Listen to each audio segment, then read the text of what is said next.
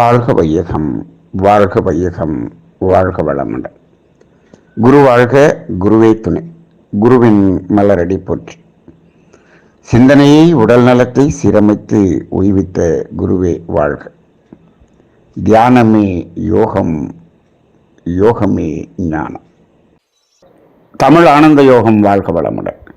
இன்றைய சிந்தனை தலைப்பு மனிதனின் வாழ்வும் அறிவின் வளர்ச்சியும்.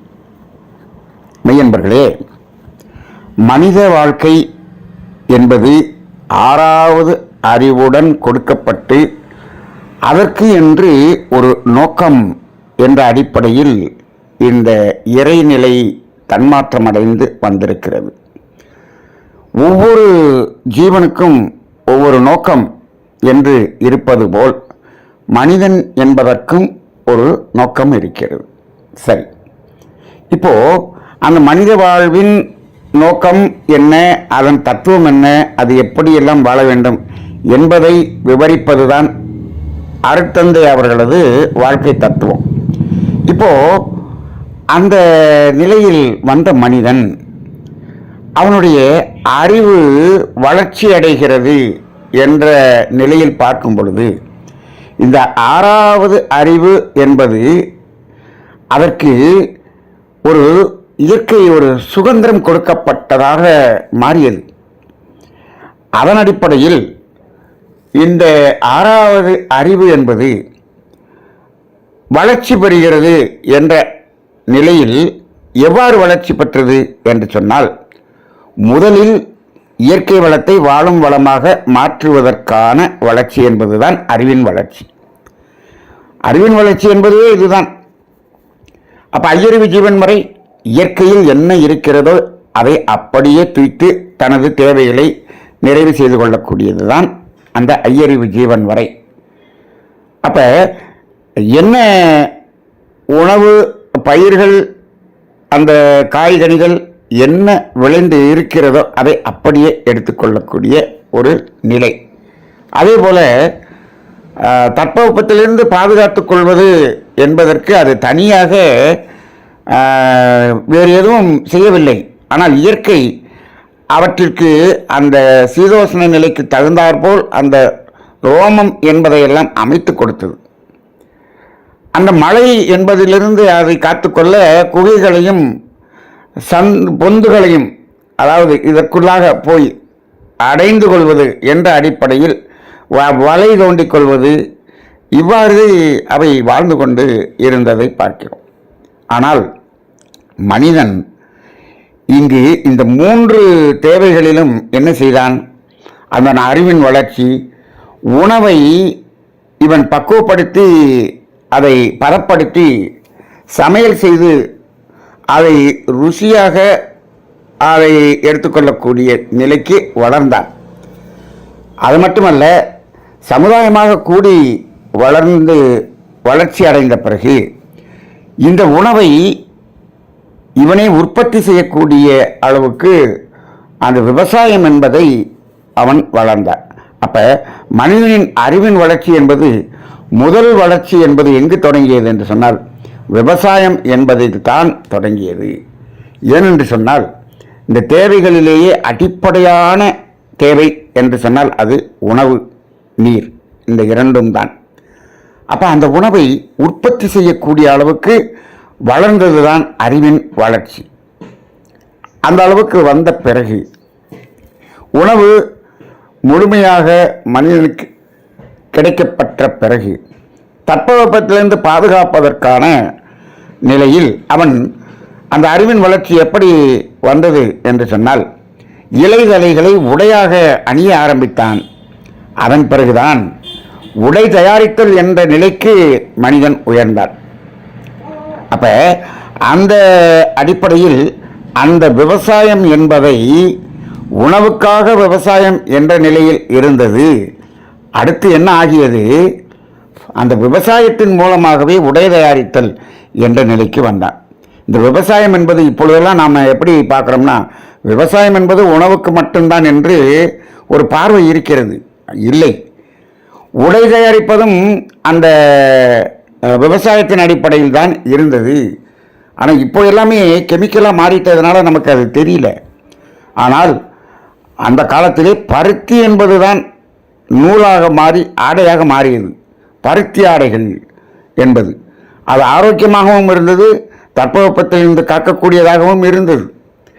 முழுக்க முழுக்க முழுக்க அப்படித்தான் ஆடைகள் இருக்கும். அந்த குளிர் பிரதேசம் என்று சொல்லும் பொழுது அங்கு கம்பளி ஆடைகள் என்று இருந்தது. இந்த இரண்டு தான் இருந்தது. ஒரு காலகட்டத்தில் இந்த அறிவின் வளர்ச்சி என்ன ஆகுது அப்படின்னு சொன்னோம்னா, அதாவது ரொம்பவும் கஷ்டப்படாமல் சுலபமாக அதை பெற்றுக்கொள்ள வேண்டும், இன்னும் எளிதாக பெற்றுக்கொள்ள வேண்டும், இன்னும் அது விலை குறைவாக அதை பெற்றுக்கொள்ள வேண்டும். இப்படி அந்த அறிவின் வளர்ச்சி கூடும் பொழுது அது என்ன ஆகியது? அது ரசாயனங்கள் கெமிக்கல் மூலமாக இவன் நூல் தயாரிக்க ஆரம்பித்து அப்படி வந்து விட்டது. இப்பொழுதெல்லாம் அந்த பாலிஸ்டர் போன்ற அந்த ரசாயனத்தினால் ஆகக்கூடிய உடைகள் தான் அதிகமாக இருப்பதை பார்க்கிறோம். ஆனால் அதுவெல்லாம் உடலின் தட்பவெப்ப நிலையை பாதுகாக்கக்கூடியதாக இல்லை என்பதை அறிந்து கொள்வதற்கு இவ்வளவு காலமாகியது. ஒரு காலகட்டத்தில் அந்த பருத்தி ஆடைகள் என்பதிலிருந்து விலகி முழுமையாக இந்த ரசாயனத்தின் ஆடைகளுக்காக மாறிய மனிதன் இப்பொழுது அந்த பருத்தி ஆடைகள் என்பதற்கு திரும்பும்போது அது பன்மடங்கு விலை உயர்ந்ததாக இப்பொழுது மாறிவிட்டதை பார்க்கிறோம். ஆனால் இப்பொழுது உணர்கிறான், இதுதான் தட்பவெப்பத்திலிருந்து நமக்கு பாதுகாப்பு கொடுத்தது என்பதை இப்பொழுது உணர்கிறான். அப்போ அந்த அறிவின் வளர்ச்சி ஒரு காலகட்டம் வரை அது இயற்கையை ஒட்டியும் தேவையை ஒட்டியும் அது துன்பமாக மாறாத அளவில் வளர்ச்சி இருந்தது. ஆனால் ஒரு காலகட்டத்தில் அது துன்பமாக மாறினாலும் பரவாயில்லை, அது எளிதாக கிடைக்க வேண்டும், எளிமையாக கிடைக்க வேண்டும் அப்படிங்கிற அடிப்படையில் அது அந்த அறிவின் வளர்ச்சி சென்றது தான் இப்பொழுது இந்த துன்பங்கள் அதிகமானதுக்கு காரணம். அதே போலத்தான் இந்த விவசாயத்தையும் அப்படி செய்துவிட்டார். விவசாயத்திலும் குறைந்த காலத்தில் அதிகமான நிலையில் அது பொருள் விளைச்சல் அதிகமாக கிடைக்க வேண்டும் என்று ஆராய்ச்சி செய்து அதையெல்லாம் கண்டுபிடித்து விட்டார். 6 மாதத்தில் 20 மூடை விளையக்கூடிய அந்த பயிர் 3 மாதத்தில் 40 மூடை கிடைக்கக்கூடிய அளவுக்கு அதை சாதனை என்று அவன் செய்து விட்டான். ஆனால் அவனுக்கு அந்த இயற்கையின் தன்மைகள் என்பது தெரியவில்லை. இவன் இந்த வளர்ச்சி, அறிவின் வளர்ச்சி என்பது எப்படி போய்விட்டது என்று சொன்னால், அதாவது உருவம் என்பதை மட்டுமே அடிப்படையாக கொண்டு இந்த அறிவின் வளர்ச்சி விஞ்ஞான வளர்ச்சியாக மலர்ந்திருக்கிறது என்பதை நாம் பார்க்கிறோம். ஆனால் உருவம் என்பது மட்டும் அல்ல, உருவம் என்பதற்கு மேல் அத்தன்மை என்பது மிக முக்கியம் என்பதை இந்த விஞ்ஞானம் அறியவில்லை. இப்பொழுதுதான் மனிதர்கள் உணர்கிறார்கள் இதில் தன்மை இல்லை என்பதை. இதை உணர்வதற்கு பல ஆண்டுகள், பல நூற்றாண்டுகள் ஆகக்கூடிய ஒரு நிலையை பார்க்கிறோம். கிட்டத்தட்ட ஒரு 50-60 வருடங்களுக்குள்ளாக இந்த விஞ்ஞான வளர்ச்சி அபரிமிதமாக வளர்ச்சி, இந்த அறிவின் வளர்ச்சி முறையான வகையில் வளரவில்லை, அது தடம் மாறி வளர்ந்திருக்கிறது என்பதைத்தான் நாம் இப்பொழுதுதான் உணர்கிறோம். பசுமை புரட்சி என்று, விவசாய புரட்சி என்றெல்லாம் செய்தார்கள். செய்தவர்களே இப்பொழுது நாங்கள் பெரிய தவறை செய்துவிட்டோம் என்று இப்பொழுது சொல்லுகிறார்கள். எல்லா வகையிலும் அப்படித்தான். ஒரு மருந்தை கண்டுபிடிக்கிறார்கள், ஒரு காலகட்டத்தில் இது மனிதனுக்கு கெடுதலானது, அதை நாங்கள் நிராகரிக்கிறோம், பேர்ன் பண்ணுறோம் அப்படின்னு சொல்கிறாங்க. எல்லாமே அப்படி மாறிக்கொண்டு இருக்கக்கூடியது. அப்போ இன்றைக்கு அறிவின் வளர்ச்சி தடம் மாறி சென்ற வளர்ச்சி இப்பொழுது அதனுடைய முறையான அந்த தடத்தை நோக்கி திரும்பக்கூடிய ஒரு நிலை இப்பொழுது நாம் பார்க்கின்றோம். அதே போல வீடு கட்டுதல் என்பதில் இப்பொழுது அதீதமாக அது வளர்ந்திருக்கக்கூடிய நிலையை பார்க்கிறோம். அதில் என்ன ஆகியது என்று சொன்னால், வசதியாக சௌகரியமாக இந்த தேவைகளை அனுபவிப்பது என்பதற்காக இந்த அறிவின் வளர்ச்சி இருந்ததினால் அது ஒன்றும் தவறாக தெரியவில்லை. ஆனால் இப்பொழுது இந்த ஆடம்பரம் என்ற நிலைக்கு செல்ல செல்ல செல்ல செல்ல அது என்ன ஆகிறது என்று சொன்னால், ஒரு சாரார் மிகவும் ஆடம்பரமாகவும் ஒரு சாரார் தேவையே இல்லாத நிலைக்கும் அந்த ஏற்றத்தாழ்வை கொடுக்கக்கூடியதாக மாறிவிட்டது.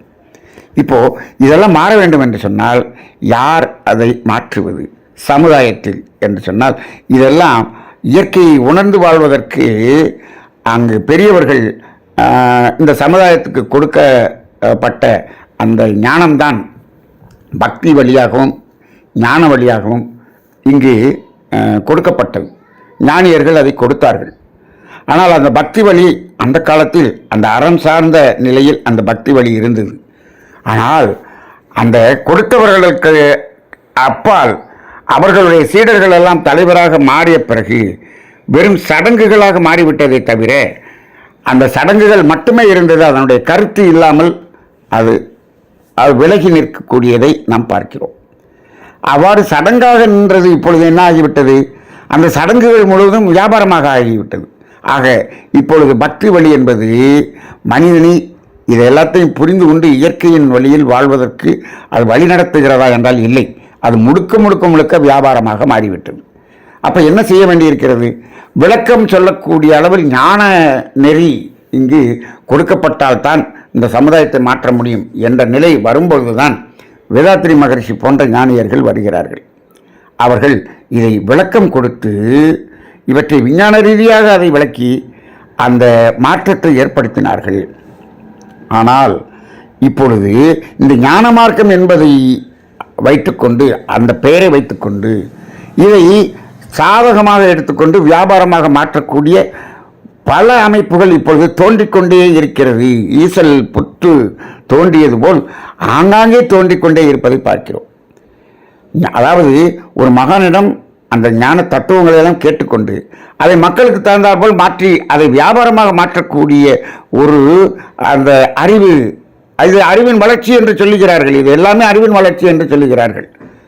ஆனால் அது இப்பொழுது வியாபாரமாக அதுவும் மாற்றப்பட்டு கொண்டிருப்பதை பார்க்கிறோம். ஆனால் மனிதர்கள் அறியாமையில் போய் சிக்கிக்கொள்கிறார்கள். அங்கும் ஒரு தெளிவு இல்லாமல் இருக்கக்கூடியது இருக்கிறது. ஆக இந்த நிலை மாற வேண்டும் என்று சொன்னால் மனிதனுடைய வாழ்க்கை அதனுடைய நோக்கத்தின் அடிப்படையில் வாழ்ந்து, நோக்கத்தின் அடிப்படையை நாம் நிறைவு செய்கிறோமோ இல்லையோ, துன்பமில்லாத வாழ்க்கை வாழ வேண்டும் அல்லவா?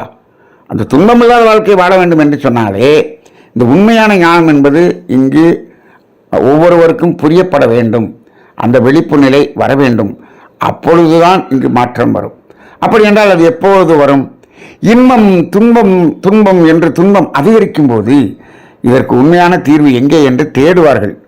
அப்பொழுதுதான் அவர்கள் இந்த உண்மையான தத்துவத்துக்கு வரக்கூடியவர்களாக இருப்பார்கள். இப்பொழுது அதற்கு தற்காலிக தீர்வு தருகிறேன் என்ற அடிப்படையில் இந்த ஆன்மீகம் வளர்ந்து கொண்டிருக்கிறது அல்லவா? அதுவும் தற்காலிக தீர்வு தான் என்பதை உணர்ந்து கொள்ளக்கூடிய காலம் என்பதும் இன்னும் சற்று காலத்தில் வரும். ஆக அதன் அடிப்படையிலே நாம் தமிழானந்த யோகத்திலே முழுமையான வாழ்க்கை கல்வி என்பதை உள்ளது உள்ளபடி அப்படியே நாம் எடுத்து உழைத்து கொண்டிருக்கிறோம். ஆனால் சமுதாயத்தில் அதற்கு மதிப்பு இருக்கிறதா என்றால் இல்லை. இங்கு வரக்கூடிய கேட்கக்கூடிய அன்பர்களுடைய எண்ணிக்கை குறைவாகத்தான் இருக்கிறது. நிறைய பேர் கேட்குறாங்க, என்ன எண்ணிக்கை குறைவாக இருக்கிறது என்று.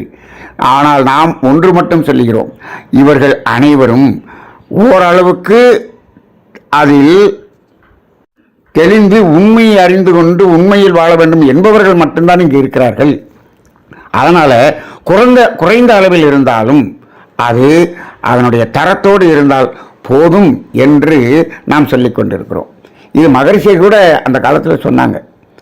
I want quality not quantity என்று சொல்வார். இத்தனை பேருக்கு பயிற்சி கொடுத்தோம், அதெல்லாம் தேவையில்லை, எத்தனை பேர் மாற்றம் அடைந்தார்கள் என்று கேட்பார். ஆனால் இப்பொழுது அப்போதெல்லாம் மகரிஷி இருக்கும் பொழுதே அந்த கேள்வியை கேட்டார். இப்பொழுதெல்லாம் இத்தனை பேருக்கு பயிற்சி கொடுத்தோம், எவருமே மாற்றம் அடையவில்லை. எத்தனை பர்சன்டேஜ் மாற்றம் இருக்கிறது? 100% மாற்றமே அடையவில்லை. ஆனால் என்ன மாற்றம் அடைந்திருக்கிறது? இந்த கட்டடங்கள்லாம் புதுசாக கட்டியிருக்கோம், அந்த கட்டடங்கள்லாம் மெயின்டைன் பண்ணுறோம், எல்லாருக்கும் கார் வாங்கிட்டோம், எல்லாரும் சம்பளம் கொடுக்குறோம், இதெல்லாத்தையும் மெயின்டைன் பண்ணுறோம். இதுதான் நடக்குதே தவிர மாற்றம் என்பது இல்லவே இல்லை. 100% மாற்றம் என்பது இல்லை என்ற நிலைக்கு இப்பொழுது தத்துவம் சென்று கொண்டிருப்பதை பார்க்கிறோம். அப்போ மகரிஷி அவர்கள் அதனால்தான் அந்த காலத்திலே என்ன சொன்னார், இது போதனை மார்க்கமாக இருக்கக்கூடாது, சாதனை மார்க்கமாக இருக்க வேண்டும். சாதனை என்று சொன்னால் அந்த சாதனை என்பதை நாம் இப்பொழுது புரிந்து கொள்வதும் தவறாக புரிந்து கொள்ளக்கூடிய நிலையாக மாறுகிறது. சாதனை மார்க்கம் என்று சொன்னால் எது சாதனை மார்க்கம்? செயல் மாற்றம் என்பதுதான் சாதனை மார்க்கம். இங்கே என்ன ஆயிடுச்சு, நிறைய பேரை கூட்டி நிறைய டொனேஷன் வாங்கி அவர் பெரிய கோடீஸ்வரன் ஆனார்னா அவர் சாதனை மார்க்கம் என்று இப்போ அவர் சாதனை செய்து கொண்டிருக்கிறார், இத்தனை பேருக்கு பயிற்சி கொடுத்திருக்கிறார் அப்படின்னு சொல்லக்கூடியது சாதனை என்று சொல்லுகிறார்கள். அப்படி கொடுத்து விட்டு அவர் அத்தனை பேரிடமும் அவர் என்ன செய்து கொள்கிறார், அவர் நன்கொடை வாங்கிக் கொள்கிறார், அவர் வசதியாக வாழ்ந்து கொள்கிறார். இது ஒரு சாதனை. இது தனி மனிதனுடைய சாதனையாக இருக்கிறது. அதை சொல்லவில்லை மகரிஷி அவர்கள். சாதனை மார்க்கம் என்று சொன்னால் இந்த தத்துவம் அவரை செயல் மாற்றம் செய்திருக்க வேண்டும், டிரான்ஸ்ஃபர்மேஷன் செய்திருக்க வேண்டும். அதுதான் உண்மையான அறிவின் வளர்ச்சியாக இருக்கிறது.